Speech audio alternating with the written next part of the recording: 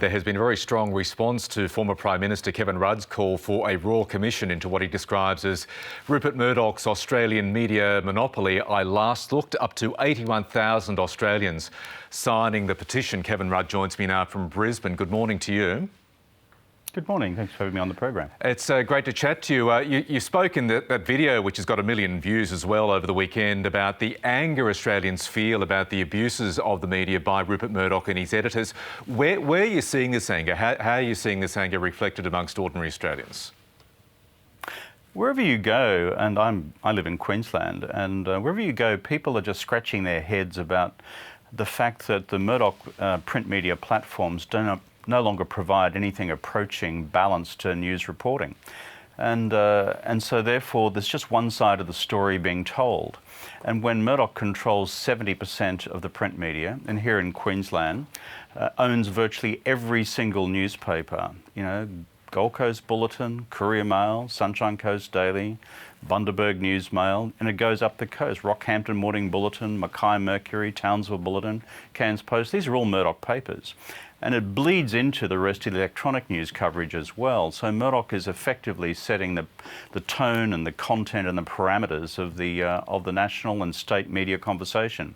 I think it's gone too far. OK, now you of course have a history with Rupert Murdoch. As a former Prime Minister, you courted his... We've always been the best of mates, mate. Yes, I can imagine. I was there in 2007 when you were still opposition leader in Manhattan, having a personal chat with Rupert Murdoch. Very, very cosy there, as lots of Prime Ministers are with Rupert Murdoch. So make no apology for that, mate. My job as leader of the Labor Party then was to maximise balanced coverage of the Labor Party message, given that the dice are always stacked against us. But this has gone a whole lot further.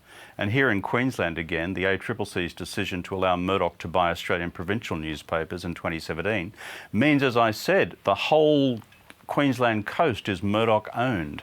It doesn't lead to diversity of news coverage. OK, and so what's changed? And I guess we've all seen for ourselves the front pages of Rupert Murdoch's tabloids in the last 10 years. They haven't been great supporters of the Labor Party, at the very least. Well, the bottom line is, look, all's fair in love and war. We understand we're going to get criticised and attacked as the Labor Party, as the alternative government of Australia, or as the government of Australia. But what's happened is the Murdoch media over the last decade has become little more than a protection racket for the Liberal and National Party. The scrutiny of their performance is negligible. Their daily attacks on the other side of politics have almost become part of the daily ritual. But here's the big thing. Too many people in Australia, both in politics and in journalism and in the broader community, are too frightened to put their hand up and say this is wrong. They fear the Murdoch empire. They fear that they'll come after you personally. They'll fear they attack your reputation. And for working journalists outside of Murdoch's newspapers, they fear their future in the industry because Murdoch would proceed to blackball you in the rest of his operations. So this culture of fear has got to come to a stop. And when you've got James Murdoch today, who has gone on the record in the New York Times saying his reason for leaving News Corporation and the board was because News Corporation was legitimising disinformation. His words, not mine. Why isn't that coverage in today's Murdoch media? Why are we running away from that as a central news story?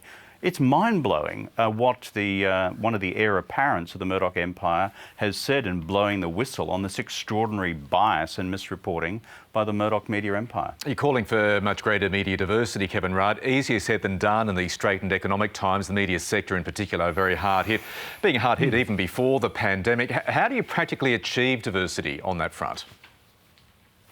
Well, one of the things you can do in terms of achieving proper diversity is to sustain a reasonable funding base for the national broadcaster.